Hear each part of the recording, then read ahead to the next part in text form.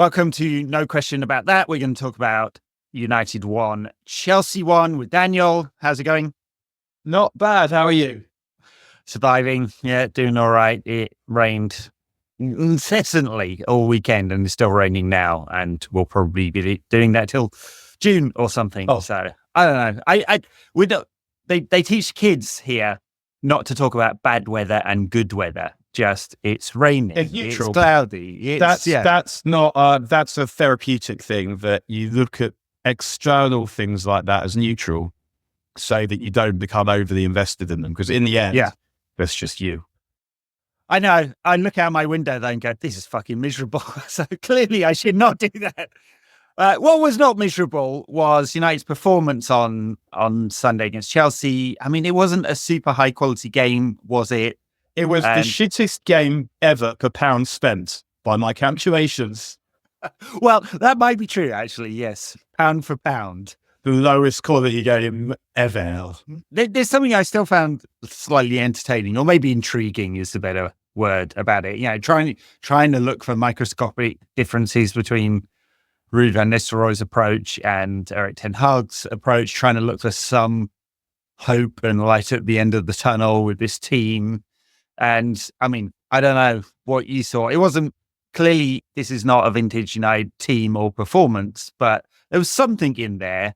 They had a bit of spirit and fight. At least they didn't give up straight away, although they did concede an equaliser very quickly. I mean, that equaliser was sort of one of those where, much as I would love to, it's kind of quite hard to work out whose fault that was. I thought maybe it wasn't a corner. Yeah. But other than that, it was just that kind of goal felt like just one of those things that they blamed Casemiro's header, but it didn't feel like he could have done much more with it than he did. It just fell to someone. You might never score a goal like that ever again. Well, that's true. You would normally have someone at the edge of the box to fight for the second ball, though, wouldn't you? And there was nobody there. So they might not have been there. Yes. Yeah. But that they might not have been there, I suppose. And now it just sort of feels that we're waiting. We are waiting. I mean, no surprises in the team, really, or team shape, I guess. Ruud has not made massive changes. They were very direct. So I don't know what you thought about that. They got the ball from back to front really quickly. Well, they did that was interesting, I guess, or in some way different, was he put Mazraoui at left back and Dalot at right back. So I wondered. True, yeah. So I wondered if that was because Dalot has played against Pedro Neto presumably a lot in training for Portugal, so has a good handle on it. Or maybe they thought that Dalot had speed to keep up in Neto, and that was more of a threat than Mazraoui, or maybe it was a bit of both, or maybe it was something completely different. But Mazraoui was excellent, actually. Probably. Well, he was given the man of the match, I think. No, not on Sky. It was Caicedo. Oh, was it? Okay. Maybe I saw some other sponsor had a man of the match award. Whatever. He was very good. He's very comfortable. He's an all-round footballer. I mean, absolute bargain at 15 million or whatever we spent on him. Given the amount of shite we bought for massive amounts of money over the years. One of the better buys in the last 10 years, it seems, although we are only 15 games into the new season, so there's time for him to get infected with the United disease, isn't there? But comfortable in all situations. I do wonder in the new system with Ruben Amorim, will he be playing in one of those kind of wing-back areas? Because he's not super athletic, but obviously with the ball at his feet, he's really good. So I was wondering if he might also be someone who could play as left side centre-back. I mean, it would sort of give us the same problem that we have Martinez there with the list in the middle. But I feel like if it was Martinez and Mazraoui, then I guess we'd lose a little bit of physical power, but we'd have a lot more ability on the ball. Yeah. And I'm not sure what to make of this, because part of the time I'm watching it thinking, actually, he is the shit.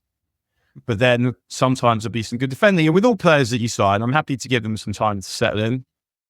I just feel like with him, the things that upset me, it's not possible to change. But he did make a very good block from Palmer at the end of the first half there. Yeah, he did. I think he does the kind of box defending piece fine, doesn't he? And he's comfortable enough in the air. I look at him and go, yeah, he's an upgrade on Harry Maguire. But how much of an upgrade? I mean, is he would he be in a title-winning team at the centre of defence in Ruben Amorim's title-winning team in 2028? I mean, he could be, because I feel like worse defenders than him have won Premier Leagues in recent times.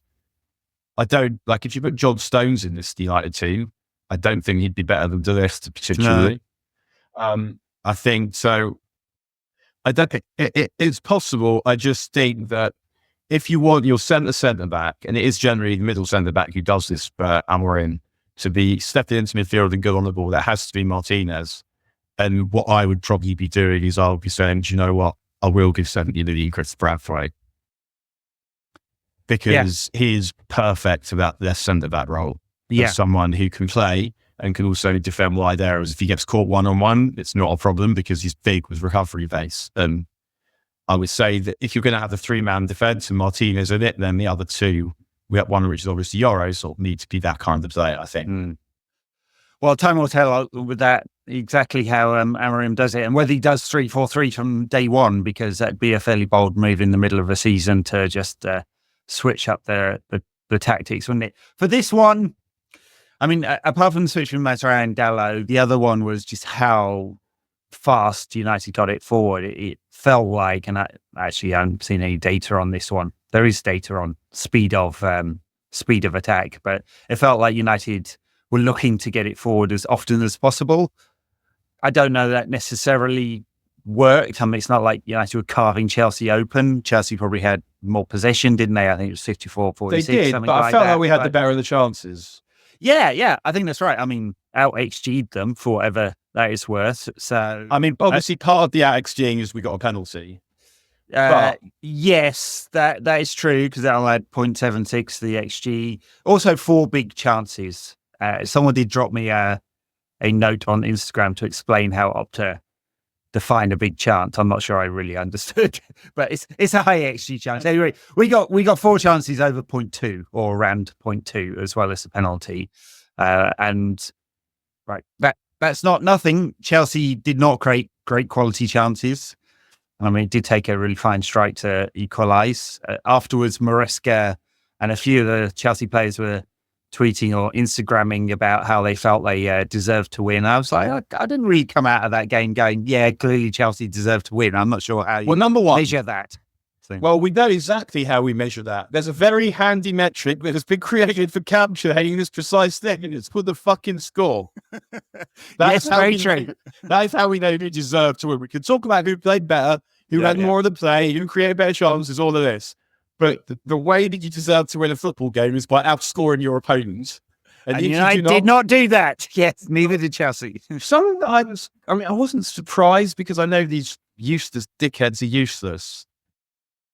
The penalty that we didn't get, that they didn't even talk about, when Rashford goes skiing down the slope there, down behind the goal. Yeah.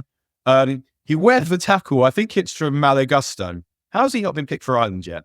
Like, I can't even remember. Maybe it wasn't. But he going, like, the ball's gone, and he just plows straight through him. And it's not even. I can see why you wouldn't see it first up.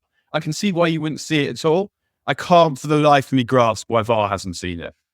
Because it's one of those unwritten rules in football. If a player passes or shoots in the penalty area and the defender takes him out miles after the ball has gone, that's perfectly all right. I feel like we've seen penalties given for this recently. And I mean, even that De Ligt one last week was sort of that. But it was a lot more of a penalty than that was. I said it was a lot more of a penalty. To me, that one's not even marginal. If you look at it, it's a penalty, and I saw it at the time as well. So it's not one where I'm slowing it down, I'm going backwards and forwards, I'm trying to find defence. And so I haven't said this for a while, because I don't feel until we've been getting any decisions right like that. But you never lose a game because of the referee. You lose a game because you weren't good enough to satisfy the aforementioned metric. So that's not why we lost. But the idea that isn't a penalty is just, I don't understand the game anymore. And if pre-VAR, you just say, well, the officials missed it. Fine, they're crap. But when they missed it with VAR, it's just I don't get how you managed to do that. Yeah, the other one, I saw it live. So one of them have seen it live. Yeah. No, I agree. It's just one of those ones that just doesn't. It seems to be one of those unwritten rules in football culture that you just don't give that. So I know I couldn't explain why. The other, I guess, controversy, or at least what Maresca made a load of out after the game was Martinez and his tackle on Cole Palmer. Definitely caught the top of his foot. I couldn't for the life of me, after seeing all those replays, understand whether he actually caught his knee or not. Maybe he did. It wasn't really clear. Was that a red card, and would it have made a difference? It was like 3 minutes before the end of the game, wasn't it? So, yeah, I mean, I've actually spent some of the afternoon discussing this with the Thunder from Down Under. And then Neil Robinson, he was pitching angrily about this this afternoon. I was like, hang on, you just smashed someone 6-1, making 4 century breaks. Just in move there. I thought, but he wanted to talk about Martinez's tackling. All right, it's Chelsea ban. Yeah. And his son's a good goalkeeper. His son plays really some kind of youth level, I think. I can't believe I noticed that. But Neil Robinson's son is called Alexander, but I do watch a lot of snooker. Anyway, I saw it when it happened live. I thought, oh, fuck. Like, it looked like a red card to me in real time. And it's not about the 3 minutes. It's about the 3 games, obviously, that you don't, like, you want the new manager particularly to be able to pick everyone, especially someone who might be quite crucial to a strategy as soon as he comes in. Yeah. When we saw it again, I felt like I can totally see why you have not given this as a red card. And when it felt, even at the time, probably like the ref's decision was going to decide it wasn't so egregious because he didn't look to be that badly hurt. That meant that I thought the ref would probably fudge it and give a yellow and then rely on VAR to save him if it was mental. And probably that's what he did. I thought that they said that it wasn't dangerous. It was reckless but not dangerous or something. Yeah, but that's the wording for the difference between yellow and red. Yeah, right. And I can see why you would say that, because it felt like he didn't actually go into him very hard. I mean, it's quite impressive because he goes left and then somehow he manages to throw up his right foot. And what was I listening to where they were saying, he's decided, you've gone past me, I'm going to cripple you, that kind of thing. It's just like, it was an ex-pro as well. It's like, you're forgetting how quickly this shit happens. Yeah. That it's impressive that he's even managed to get his foot there. Never mind have this chain of thoughts of like grudges where I've been done there, I'm going to have you for that, I'm going to leave on you. It doesn't... Microseconds, yeah. It's micro. It got me thinking all the commentary around it. I mean, I know this is not a particularly original thought, but who in the world of football now is offering good analysis live? I mean, because there's plenty of people who are writing great articles and blogs and tactical stuff and doing data analysis and post-match analysis and stuff like that in the world of football media. But actually, punditry during the game, and I switched between Sky and NBC coverage during this game, and it's Lasso who's like just has permanently depressed and just offers sort of general colour on NBC, and on Sky it was obviously Neville and Drury. Drury commentates like a teenage boy who's just found his dick, and he's just permanently through the vinegar strokes. I promise you will understand Peter Drury's commentary better if you imagine that while he's doing it, his flies are open and his cock's on the desk. I promise you. I'd like not to. Thank you. I mean, it's but plenty of no. But I agree with you. In our YouTube piece, I'll just flash up a picture of Drury's nads. So I think, he's a studio guy. I think Daniel Sturridge is good. Yeah. Is he? Well, I guess the thing I'm asking is like any good colour commentators, co-commentators. It's who, because you were saying, the ex-pro is saying, he's trying to kill him there. And like ex-pros know the game. Now, obviously, some of them are sick as fuck and they can't actually articulate it in any kind of way. But some of them can, right? And especially those that end up going into some coaching, they have a lot of insight that we as punters do not have and do not know. And I know they have limited amounts of time either during the game to add this kind of stuff or afterwards. And they can't make it so dry that people just turn it off and go, I don't want any of that, right? But it didn't feel like there's a lot of that anymore. And then most football coverage is kind of focused now on like kind of banter and laughs and you've got the Roy Keane, it's his job, it's all about the passion, which is basically what he said after the game in terms of his analysis. Or you've got some people who just can't say anything and it's a word salad, Peter Schmeichel. Or you've got people who appear to have kind of bought into their own sort of, I don't know what the right word is, like bought into their own hype in the kind of Carragher and possibly Neville mold. At different times. Carragher, know how many times Carragher says at different times.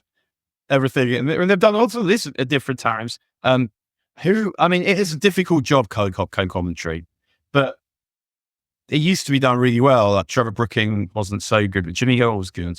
David Pleat was good as well.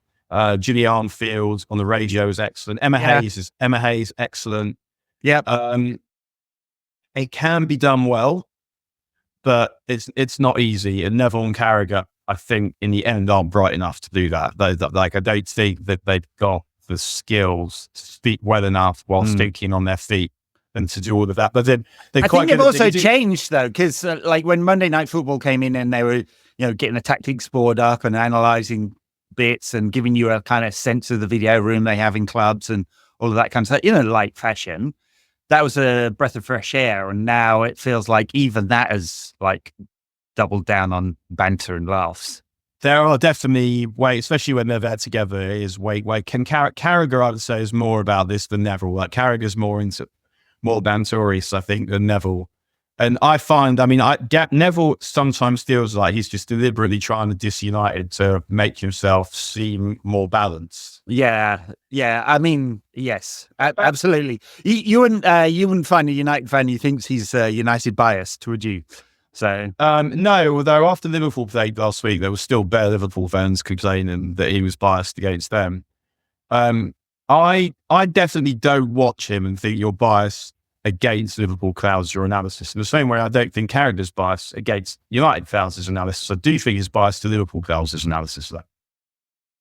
Yeah, for sure. Whereas Neville sort of is almost the opposite. Like he paints himself as like a donkey who wasn't good at football. And it feels like he's quite eager to glorify United's opponents, and United somehow got by them. You know what I mean? Yeah. But back to the Martinez thing. If he'd have got a red card, I would have said absolutely fine, fair enough. But I can see why once the ref hadn't given it and they watch it in slow motion, and then they're saying actually he's not really touched him.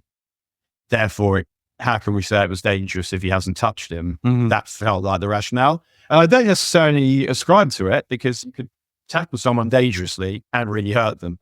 I guess the rationale was that if you do it, it wasn't possible for it to be any more dangerous because you didn't really touch him, or even though you did touch him, if you see what I mean. And the action is more of a scrape than a power through. Sure. And if there's more sort of forward force, then he's definitely getting sent off. But yeah, lucky boys still. All right. So we had what was not an awfully great quality first half, getting to the second half, and it becomes a bit more end to end, right? I mean, there was some sense that this was, I remember like in the preview thinking last week, hey, there actually in theory could be quite an attacking game going on here. Of course, United find it impossible to create really good quality chances, but actually pretty well restricted Chelsea's front four to I think they had 12 shots, but only the one on target. Yeah, I guess after half time, I thought we would win because I thought we would score, and it felt like that we were bringing them down to our level with all the people with experience. That was what I thought was going to happen. And then we score, and it feels like that is what's happening, because at that point, once we scored, obviously I've been watching this team for years, so I know that we're likely to concede, but in the back of my mind, I'm also thinking, if they start pushing, we'll score again. I cannot put my finger on what it is about United that means, because we've conceded just an absolutely horrendous amount of goals within 5 minutes of scoring. It's incredible. I haven't got the data in front of me, but I'd imagine it's amongst the highest in the league. It's the highest by far. Yeah. We are very, very good at doing that. Just lack of focus, concentration. I'm not sure what it is, but it seems to do that all along. I was a little bit worried about, Chelsea have a lot of options off the bench. It's obviously a very young squad because they've bought 75 players in the last 3 years who are all young, and half of them are training with the under-21s and they're on 8-year contracts. But you look at the benches and there's a lot more to come off the Chelsea bench than the United bench. But it didn't really, I'd say that didn't really change the game. I mean, there was one slightly odd moment where Ruud brought Victor Lindelof in central midfield. I'm not sure he'd have been my pick to close out a game necessarily, but I guess he's worried about Duarte's, he got a yellow and several other tackles after that. Maybe he's worried about either his fitness and or his presence on the pitch. I mean, what else? The Chelsea fans singing, "Just like London, your city is blue." Now, I'm 45 years old. I've born in London. I've lived in London almost all my life. No one in London gives a fuck about Chelsea. They're just West Ham with money. No one talks about what Chelsea are doing or what West Ham are doing, apart from the people who support these teams. No one gives a fuck about either of them. And it literally, it really doesn't matter what Chelsea win. I mean, I don't know. I don't know why I'm getting involved in this idiot's debate. I was wondering that too. London will never be blue. No one cares about Chelsea. And I say that my mum used to go to Chelsea in the 50s. Well, of course, the people who are fairly local to Stamford Bridge all support Fulham anyway. So yeah, but yeah, no one cares about Chelsea. No one anywhere cares about Chelsea, really. No. They are now. They're now 20 years of Russian investment and private equity companies plating, and I'm not sure they'll ever get a return on their private equity function. But before that, the investment. Before that, they were the fourth biggest club in London. Something like that before Abramovich took over. Therefore, I mean, the shame that Arsenal fans should feel that Chelsea won the European Cup before they did and have now won it twice. And still London isn't blue. but yeah, I would feel that shame if I was an Arsenal fan, particularly that Chelsea have won the European Cup twice. I mean, to be fair, that is a new song for Chelsea because normally their song is Chelsea, Chelsea, Chelsea, Chelsea, Chelsea, and that was the only song they ever had. What else? United managed to not lose right to death. The referee's muscles. Referee's muscles. I mean, the referee. I mean, he didn't have a muscle up here for not much only of the game, yeah, did he? A referee and big muscles. Imagine the shit that kid got at school. Who it was the name of? Was he Italian? Brazilian? I can't remember. The really jacked referee. I forget his name now. He's like really jacked. I mean, I don't know. Howard Webb was quite beefcake also. When he was the referee, South Yorkshire's finest. I don't know. What I tell you what I thought was ridiculous of that referee did, and I felt like we got the arse end of a lot of the 50-50s yesterday, but whatever, it's a fast game. I'm not particularly blaming him. Rashford gets a decision he doesn't like and he beats the ground in frustration. Yeah. Why is that a booking?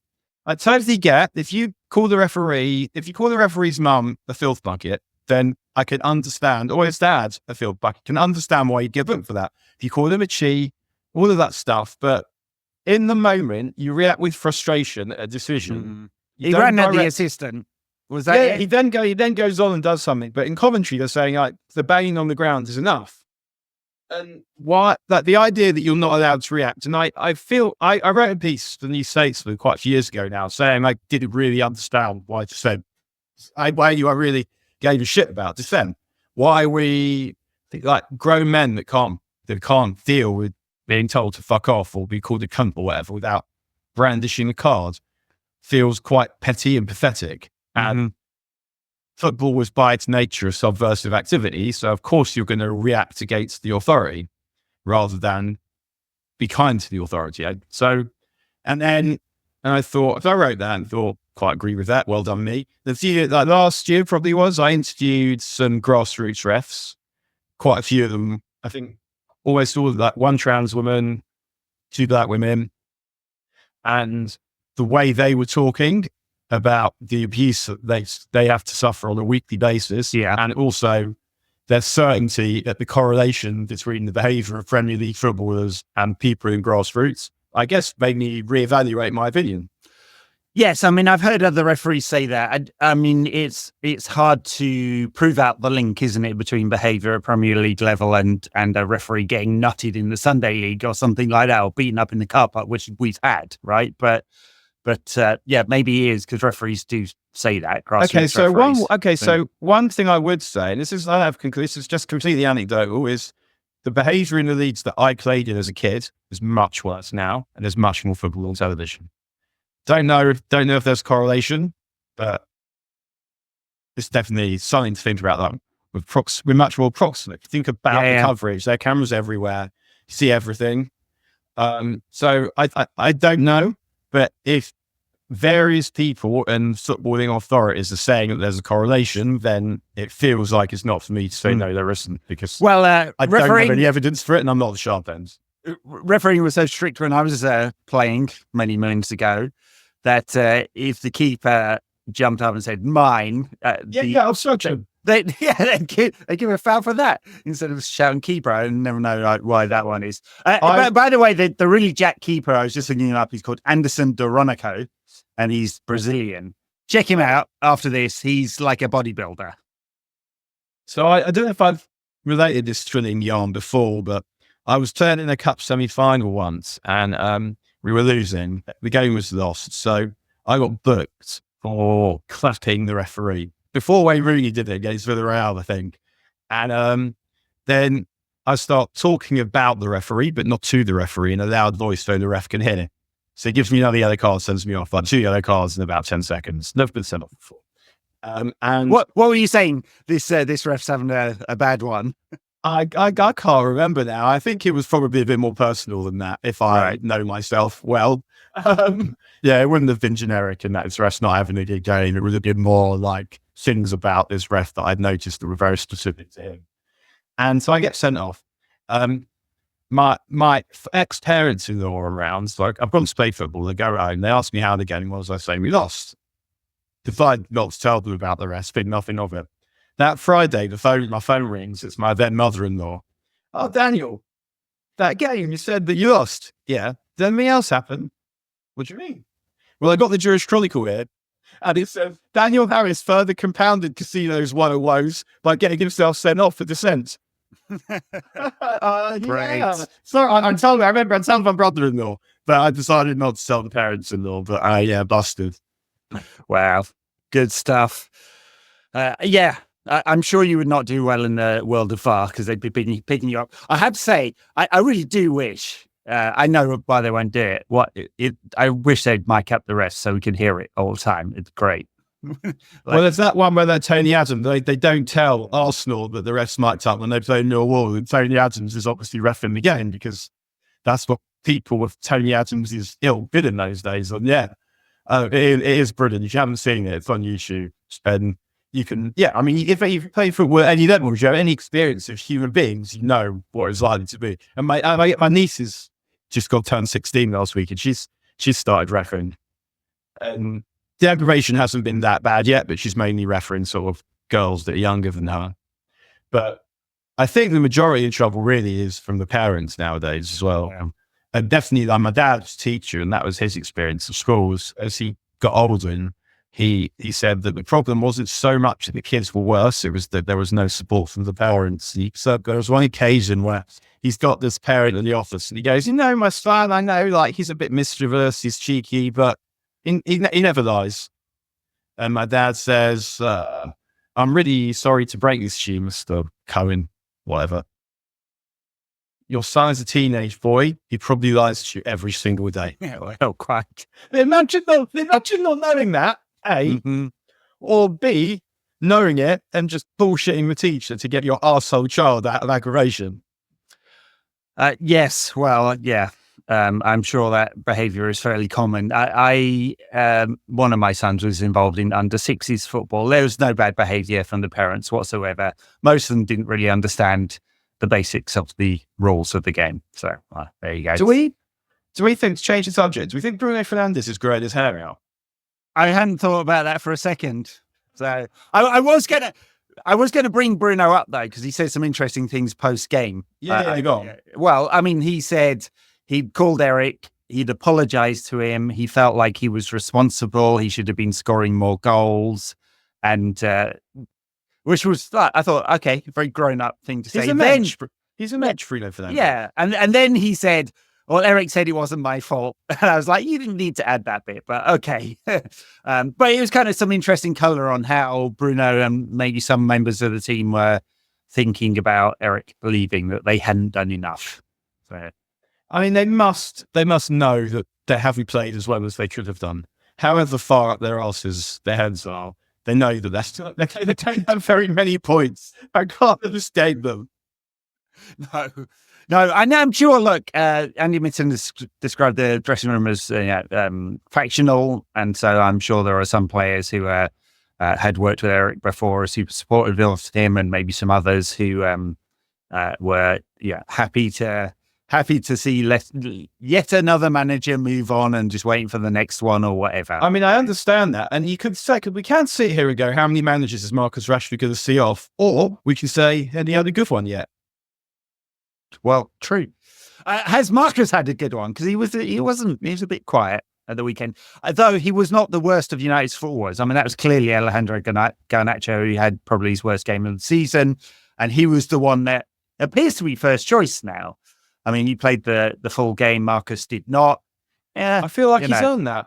So yeah, maybe he's earned that. His decision making does need to improve. Sure, but I feel like often he doesn't know where people are going to be. So the same people that are dissing his decision making, and the same are the people that are saying, well, United have no routines or set moves or anything. So when that's the case, he's just got to decide what he's going to do. And one of the things I actually like about him as a player is that he decides and he sticks with it. Because I find with Rashford, the problem I sometimes have with Rashford is he struggles to make a decision, so that he just ends up like checking inside, outside when he's sort of burrowing down the left side of the box. We're all seeing him do it. Mm-hmm. Whereas one of the things I like about Garnacho is he backs himself. And the thing with him is that he's really good in big spaces, which is often as the game opens up towards the end. He needs to get better at forcing opportunities from a standing start or when he's marked. Yeah, it has been noted his take-on rate is not great. His ball carrying is really good. So that's a weakness. His chance conversion rate's in the teens, which is not great as the forwards. United's chance conversion rate, 6.7%, lowest in the league. And no surprise, right? Shock. United aren't very good at finishing chances. He's not someone I'm particularly worried about. I wonder, because I would also be, obviously, as we're all doing, trying to think about who might play where under Amorim. And I wonder with him, because Amorim seems to like a defensive wing back and an attacking one. And there's also often liked an attacking wing back playing on the wrong side, because it means you can sort of turn first time balls around the corner because they're coming onto your good foot. If you imagine Garnacho's on the left and he's got his back to the opposition goal, and the ball to receive the ball comes into him, and he's well placed to turn it inside. He doesn't feel like an obvious winger who can play wing back particularly, because at some point it does become a back five, and he will have to defend. Yeah, but I wouldn't want him in a 2-on-1 situation defending for sure. So no, but he tends not to play two proper defenders though. I mean, it feels to me always like 5 proper defenders is too many. I don't want 5 defenders in my team. I don't know the balance there. I don't. It's like, do you go buy specialist wing backs? Might have to. Yeah, of which there are not many in world football who can do both of them at the same time. I mean, noted Mazraoui probably can, but his athleticism is a concern, I'd say. Dalot is kind of mediocre, both going forward and going back. So I would want Alejandro Garnacho as close to the goal as possible. Of course, he won't necessarily be in a 3-4-3. Pep doesn't play it very often, but maybe 20% of the time he'll switch to a back 3 and play a 3-4-3. All play quite attacking players in there, but with a defender and a central midfielder in central midfield, so they can they keep the ball. Back four. Yeah, they keep the ball, and then they can drop into a back four with 4 central defenders across the back. So be interesting to see do United have central defenders who are comfortable in wide spaces. Yeah, can you imagine Harry Maguire getting turned in the channel? I'm not sure I'd like to see that too often. There's room for discussing this. The other question is what's the balance in the? Do you think Xerxes could play wing back? Oh God, I would not. I don't know where Xerxes can play. When he first came, you're like, okay, he's got nice touch, nice close control, movement, can pass the ball. A few flicks and tricks. Doesn't look like a striker. Now can't even do that. The ball's bouncing. I felt for him because I've been in that position where you're through and you haven't got the legs to outrun the defenders. I used to score chips because I knew that I couldn't get away from the last man. Yeah. Even if he was behind me. And there was that where, because there's some forwards who are fast, but often they're quick enough. Like Eric was quick enough. Yeah. If he was through like that, he wasn't electric, but you rarely saw people get back with him. Kane also, not quick, but somehow just quick enough. And I wonder that maybe that's why Kane became so good at finishing from Kane's finishing from 15 to 22 yards is better than anyone else I've ever seen. Mm-hmm. And I wondered if maybe that was why, because he didn't trust himself to have the pace to get away from the defenders, but Xerxes that as well. And without the finishing. And it's gone very shitty for him very quickly. And he's not someone I want to write off right now because he does have something. He's got some imagination. He's got touch, but it may be that the Premier League is just too fast and furious for him, and actually Serie A as well, somewhere similar where the game's a bit slower is where he needs to be. Yeah. Well, much like when Anthony was doing all right in the Eredivisie, not even that well, to be honest, look at his data. It's pretty dreadful. But he would have more space in order to do something. He got into the Premier League, realised he had neither space nor tricks, nor ability to score any goals, and it was just all too much for him. And Xerxes has no time on the ball, so even his nice touch is not good enough. It's not enough. As a player, he has to have more than just that. So 15 games in, and he's not even. He's barely started any. So he started 5 or 6 games or something like that? It's no time to write him off at all. But it is concerning that the raw ingredients to kind of make something better don't appear to be there. Which Højlund's a much better stylistic fit for how Amorim's sporting play anyway. With Goretzka is who knows whether United would be interested in spunking a seriously large amount of money on an ex-Coventry striker. I don't know. But Højlund feels like a better fit. So, I'm not sure what anyone was thinking there. So, exactly. I guess with, it seems unlikely that we're going to go and buy yet another centre forward. There are too many other things there. Probably those wide wing-back positions are where you'd think about it. And also next summer, Eriksen is definitely going to leave. They're not going to renew his contract. And Casemiro is also a question mark. He'll have 1 year left on his contract at that point. He's having something of a revival, but who knows how long that'll last exactly. So, he's never going to be a proper option. But with all these players, it will be interesting to see what they do under the new manager. Perhaps Højlund will get better service if there are those 2 wide attackers or Bruno and a wide attacker that are behind him, and there are wing backs out wide as well. Yeah. It gives you much better scope to feed him if you've got if you've really got 5 attackers like that. Well, the sporting team uses their wing backs to create space for the narrower forwards to play in. So, and they score an awful lot of goals like that. All right, United have PAOK. I think that's how you say it. No, I think they're PAOK. PAOK's the only. Well, it's an acronym though, isn't it? But we're going to call them PAOK. All right. Who says UEFA? Yeah. Well, true. 3rd or 4th home games for Ruud van Nistelrooij. Again, I'd absolutely have to win in the Europa League group phase, whatever it's called. Group table phase. fuck's sake. And 5 games left, all pretty easy opposition, I'd say. Probably need 15 points to get in that top 8, so we don't have a playoff, which I'm sure Sir Jim and his accountants would actually quite like. But So 4 wins. 4 wins, yeah. 4 wins. But it's PAOK, it's Bodo Glimt, it's Rangers. Bodo Glimt are good. Rangers are shit. Yeah, Rangers are bad. I mean, Rangers lost to Aberdeen last week. And Bodo Glimt and Victoria Pleasant are remaining fixtures, right? So, I mean, PAOK, they are, 2nd or 3rd in the Greek League at the moment. They were champions last year. They lost in the Champions League playoff and then had to play a playoff to get into the Europa League group phase. Just ridiculous. And so, I mean, I don't think anyone's assuming they're a particularly good team. I can't say I have.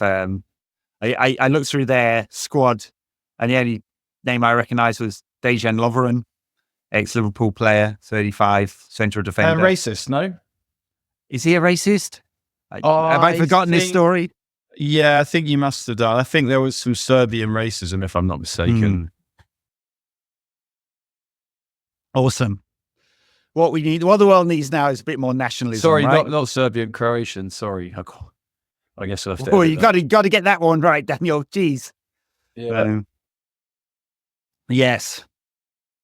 I mean, so presumably, and this is based on absolutely no evidence whatsoever, but again, Greek League not being particularly strong, and PAOK not necessarily being the best team in the Greek League right now. Presumably United should be way too strong for these guys. Presumably, we should. And like really celebrating goals on the touchline is they'll never grow. And never get old. I just want to say, I mean, I don't know what his future looks like. He has a 2-year contract. As he said, he says he wants to stick around, wants to do anything for the club, but it would necessarily be a reduced role, working as an assistant to the head coach. And he looks managerial. He sounds managerial. I've no idea if he's actually any good. I mean, he's got very little experience, basically. Apparently, he didn't even want the PSV job when he got it because he thought he didn't have much experience. He came into coaching later, took some time off after finishing his playing days. And so I don't know whether this will give him the bug or not, but he feels the part. Oh, he's definitely got the bug. And my sense is that Amorim probably doesn't require him. Well, he's bringing in 5 coaches, so I mean, where? Might fancy having him as a mascot, but if I was betting, I'd say, it's later Ruud. Yeah, I mean, maybe they'll ask him to stick around just for a while because with the transition, or maybe not. Maybe they just see it as a fresh break, clean break from the past, which is another reason why this clearly should have been done in the summer, because it's absolutely mad just dropping someone in a whole new coaching team in the middle of the season. But Ruud running off down the touchline, pumping his fists. He did a half Mourinho, didn't he? He ran off down the touchline and then sort of stopped and turned around. He should have done the full knee slide thing, clearly. Maybe if we'd have got a second, then it might have been knee slide. I mean, Bruno had scored that one at the end which he really, really should have done. Oh, my God, Bruno. He just thought, like, it's that moment where, because he's usually quite calm in those situations, but the ball came and he wasn't quite expecting it. It probably needs to be Wahid, and just all that combination of excitement and what the situation required. I would have been jumping up and down and knee sliding down my corridor at home if Bruno had scored that, along with Ruud. I mean, I know it's a nothingness of the game, really, but in that moment, with they had the chance with Alejandro Garnacho just before that, and then this is 2 minutes from the end or something like that. You're just I'm looking for that celebration from Ruud there. Bruno played also better yesterday. Yeah, I mean, look, I think we said before, all Ruud needs to do in these 4 games is keep it simple. Try and play as many players in the right kind of positions as possible. I think he's said they've gone back to basics. They're just getting the ball forward quickly all the time. Then, I suspect there's not too many instructions here, other than be positive with it. Bruno feels like he's closer. Yeah, I think he's had a bit of a renaissance recently, so which is good. He's not playing as an 8 There's better balance in midfield with Casemiro and Ugarte anyway, or Ruate, I should say. And that's, but Amorim, it's unclear, isn't it? Exactly. Is he going to play him as one of the inside forwards? Is he going to play him as his sort of linking 8? He doesn't really play with a 10, so unclear what Amorim will do with him. So. He'll have to be, I would say, one of the wide forwards. And I think that's good. It's not that good. Wide. They're not that wide, you know? So they're not there to provide the width. And he'll be like sticking balls in behind for Hoylands. And that's really where we want him to be. And it means we can then go Garte and Mayer in. Yes. Ugarte may new midfield. Bruno's one of the wide players, along with one of Rashford and Garnacho. Ahmad's a good deputy for Bruno in that sort of system. Tacticos on the internet love Ahmad, and I don't quite get it. I'm not saying he's shit or anything, but I definitely haven't seen enough from him to say he should definitely be United's first choice right winger. Is there a war going on? Fireworks. Yeah. There you go. I've been in America too long, Daniel. I just assumed it was a shootout. All right. Yes. Well, we'll ask our own in-house Tactico Darnish about that one when we get around to doing the Tactics show, which is on patreon.com/NQAT pod if you want to support us. You can also get that show in the Apple podcast feed. And since you seem to have been invaded by the local celebration of burning Catholics at the stake, also known as fireworks. It might be Diwali. It might be Diwali today. Yeah, that's true. I mean, it was at the weekend. Yeah. Should we finish with a car story? Go on, give us a car story before we leave it.